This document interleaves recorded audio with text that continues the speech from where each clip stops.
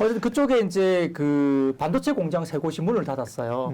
그러니까 이번에 그것 때문에. 그리고 오늘 낮에 또 어떤 일이 있었냐면 대만 쪽도 강도 5 이상, 5점인가요? 또 대만 쪽도 또 지진이 났습니다. 그래서 여러 가지 부분에서 이 도요타도 그래서 이제 지금 약간 생산 중단 이야기가 됐고, 일본 쪽에서. 그리고 대만 쪽도 이제 그러니까 TSMC가 또 문제가 되겠죠. 그리고 마이크론 관련해서 지금 해외 글로벌에서 강력하게 지금 목표 주가를 강력하게 상향 조정하면서 이익이 강력하게 나올 거다.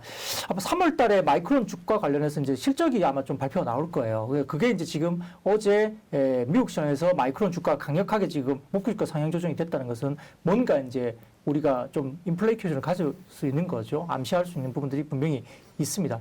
그래서 지금 전반적으로 흐름이 일본이나 대만 쪽에 문제가 생기면 한국 쪽에 반도체는 반사익을 분명히 받습니다. 근데 이제 문제는 그거잖아요. 그 러시아 우크라이나 영향 분석을 좀 해야 되기 때문에 이게 극단적으로 러시아 우크라이나의 원자재 관련돼서 이제 어떻게 영향을 미칠 것인가 계속 말이 나오는데 그쪽은 이제 소재의 그렇죠. 공급이 좀 어려울 수 있다 이런 우려가 있었죠. 네네 그렇죠. 가스 뭐 이런 거. 그렇죠. 그래서 이제 그 부분을 조금 제가 간략하게 좀 말씀을 좀 드리고자 하는데요. 지금 IT 수요도 둔화될 수 있다. 왜냐하면은 지금 선전시라는 곳이 있는데요. 과거에 중국에서 이제 코로나 사태가 발생했을 때도 선전시는 그때는 그 다 폐쇄를 안 했었던 지역이고요.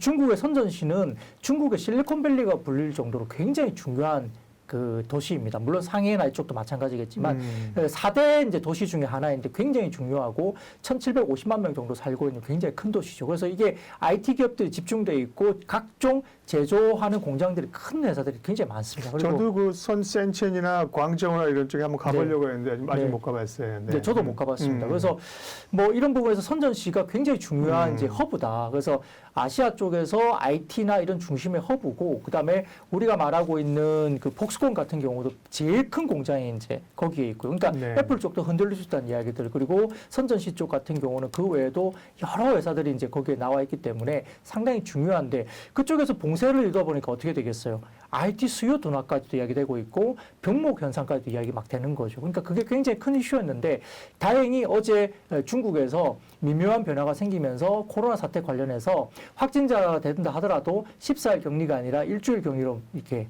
상당히 이제 당겼고요. 두 번째로는 대부분 다 자가 진단에서 그냥 자가 격리로 대부분 다 전환시킨다라는 이야기가 나왔기 때문에 완전 전면적인 봉쇄가 아니라는 이야기가 나오면서 이제 이게 완전히 이제 심리가 확 돌아섰거든요. 그래서 지난번에 선전시 봉쇄된다고 했을 때 IT 부품이라든지 특히 애플 관련된 서플라이 체인이나 IT 부품이 확 빠진 이유가 거기에 있었습니다. 근데 이제 LG노텍 이런 종목들도 빠졌다가 급반등한 이유가 중국 쪽의 어떤 그런 센티 관련해서 이제 이야기가 나왔기 때문에 이제 반등이 나왔는데, 반도체도 마찬가지죠. IT 수요 둔화나 반도체 생산 중단 우려가 부각되면서 이제 우크라이나 사태도 마찬가지겠지만 중국의 선전시 문제도 이제 불거졌죠. 근데 이게 어느 정도 좀 센티가 이제 변화된 것은 분명히 긍정적으로 변화가 된 거고요.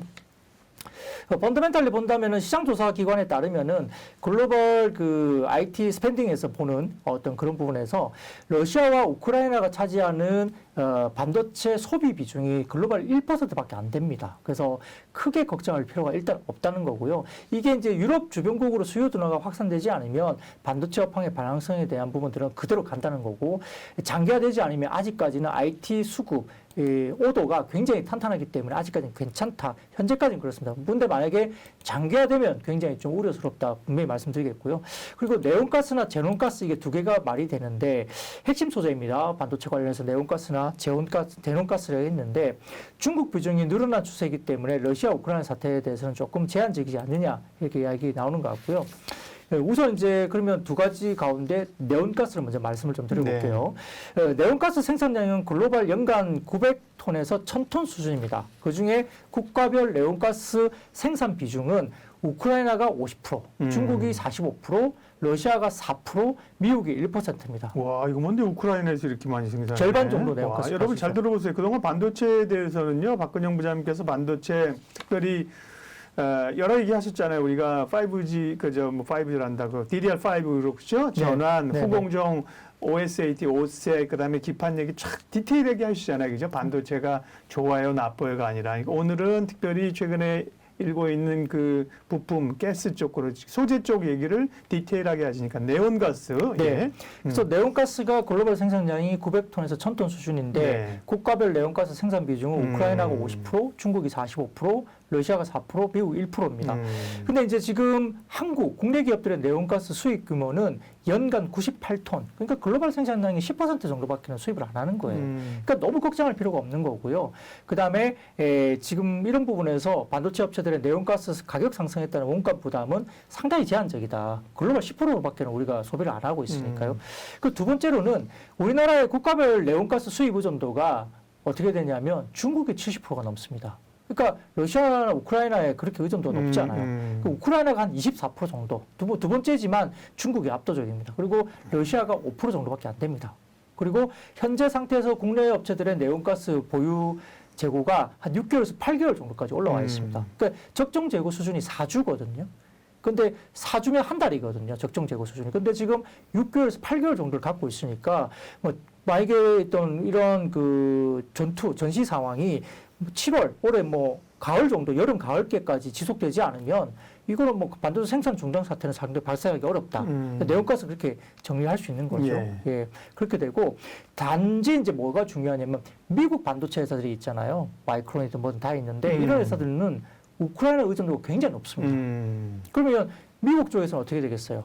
내연가스 조달이 안 되니까 미국은 잘 못 만들어요. 그럼 우리 업체들에게 반사이익이 올 수 있죠. 반사이익이네. 예, 그래서 내연가스 부분은 그렇게 걱정할 필요가 없다는 거죠. 네. 예. 그리고 두 번째로는 제논가스입니다. 제논가스. 이거는 글로벌 연간 300톤 수준 정도이고요. 제논가스 생산 비중은 우크라이나가 28% 제일 높고 중국이 26%, 러시아가 25%, 미국이 20%. 이 우크라이나, 중국, 러시아, 미국이 대부분 다 20%대예요. 네. 비슷하게 제논가스가 파악되어 있습니다. 근데 연간 국내 기업들의 제논가스 수입이 아까 제가 연간 300톤 생산량을 하고 있는데 그중에 30톤 정도 갖고 오니까 이것도 글로벌 생산량의 10% 정도밖에 우리가 쓰질 않습니다. 10%면 적은 게 아닌데. 그래도 네. 뭐 생각보다 그렇게 뭐 아주 걱정할 필요는 없다는 거고요. 왜냐면 이게 반도체에 들어가는 거니까 되게 걱정스러운 건데 근데 원가 부담에 대한 부분은 제한적이라는 거죠. 다만 우리나라의 이제 국가별 수입 의존도가 러시아와 우크라이나 비중이 러시아 쪽이 21%, 우크라이나 비중이 14% 정도고, 그다음 미국이 28%예요. 미국에서 이제 제논가스를 많이 갖고 오는 거죠. 그리고 프랑스도 25% 정도 되고요. 그리고 중국이 11% 정도 됩니다. 그러니까 물론 러시아나 우크라이나 비중이 21%와 14%니까 합하면 한 5% 정도 되죠. 그러면은 적지 않은 규모이긴 하지만 미국이 28%, 프랑스가 25%, 중국 11%이기 때문에 제논가스도 이게 다변화될 수 있죠. 그래서 이 반도체 생산 중단 사태 발생 가능성은 상당히 낮고요. 그리고 그 최근 러시아가 네온가스나 그 제논가스를 어떻게 하냐면 중국을 통해서 우회 수출을 계속 하고 있어요. 그러니까 제재를 통해서 러시아를 통해서 못 갖고 올 수는 있지만 중국 통해서 계속 팔고 있기 때문에 실질적으로 수급이 그렇게 또 타이트하지 않다는 거죠. 그래서 이 반도체 관련된 기본적인 수급, 소재 수급에 의해서 반도체가 주가가 망가질 수 있다는 논리는 최근에 근데 그것 때문에 주가 많이 빠졌잖아요. 뭐 삼성전자도 7만 원 선이 깨졌고 하이닉스도 같이 많이 빠졌지만 그 우려는 크지 않다. 그렇죠. 그것 때문에 많이 빠졌다면 이건 사야 되는 하락이죠. 그런 거고요. 네. 두 번째로는 지금 그 중화권 유통시장에서 PMIC라는 그 이제 그 8인치 이 반도체가 있거든요. 네. PMIC라고 있는데 이건 제가 설명드리기 좀 어렵습니다. 그래서 어쨌든 그런 게 있는데 이 8인치 PMIC가 수요가 상당히 좀 별로 안 생기면서 재고가 많이 쌓이고 있다라는 이제 이슈가 있습니다.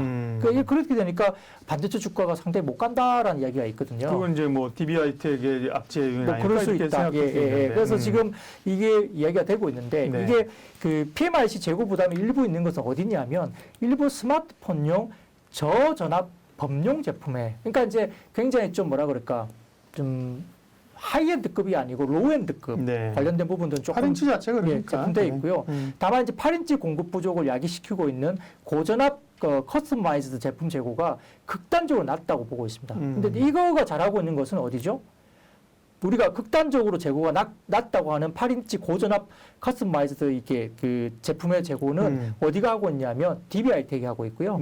그다음에 타워 세미컨덕터라는 회사가 하고 있고 그다음에 세 번째로는 뱅가드라는 회사가 하고 있습니다. 8인치 중에. 그래서 고전압 이 제품의 재고가 극단적으로 낮은데 이 고전압 커스터마이즈드 PMIC 같은 경우는 DBI텍, 그다음에 타워 세미컨덕터, 그다음에 뱅가드 이 세 개 회사가 하고 있거든요. 그래서 이 글로벌 이 세 개 정도의 파운드리 업체만 대응 가능한 시장이기 때문에 결국은 하반기 8인치 파운드의 판가가 상당히 높아질 가능성이 크고 DB하이텍은 굉장히 좋다는 겁니다. 그래서 너무 걱정하실 필요 없고 또 DB하이텍도 이번 사태 때문에 주가가 뭐 한 6만 한 7, 8천 원까지 빠졌었나요? 빠졌는데 뭐 오늘 아마 한 7만 한 1, 2천 원 정도 네. 언저리까지 올라왔을 거예요. 그래서 판가도 추가 상승이 충분히 가능하기 때문에 DB하이텍은 상당히 좋다. 그래서 올해 DB하이텍의 영업이익 관련된 기준이 한 7천억 정도까지 지금 가이던스가 올라오고 있습니다. 근데 지금 현재 시가총액이 한 3천억대 정도, 3조 정도밖에 안 돼요. DB하이텍이. 네. 3조 정도밖에 안 됩니다. 근데 지금 영업이익이 한 7천억대 올라왔으니까 PER이 5배밖에 안 되거든요, 현재까지. 그래서 지금 유한타증권 같은 경우는 목표 주가가 12만 3천 원까지 목표 주가 제시를 하고 있습니다. 그러니까 목표 주가 대비 괴리율이 굉장히 높고요. 그래서 이 중소형 중에서는 DB하이텍 여전히 매력적이다 말씀드리겠고요. 그다음에 반도체 관련 중에서 뭐 원익 QNC라든지 그다음에 APTBC 이런 그 종목들도 있고 기본적으로 삼성전자 하이닉스는 물론 이제 중소형주보다는 뭐 상승폭이나 이런 부분들 좀 낮을 수는 있지만 그래도 근본적으로는 삼성전자 하이닉스가 상당히 괜찮다, 매력적인 구간이다 보는데 하이닉스가 좀 더 제가 뭐라 그랬습니까? 탄력적이라 말씀드렸죠. 그 시장에서 바라보는 이 D램이라든지 낸드 가격에 대한 어떤 주가 탄력도는 하이닉스가 더 높습니다.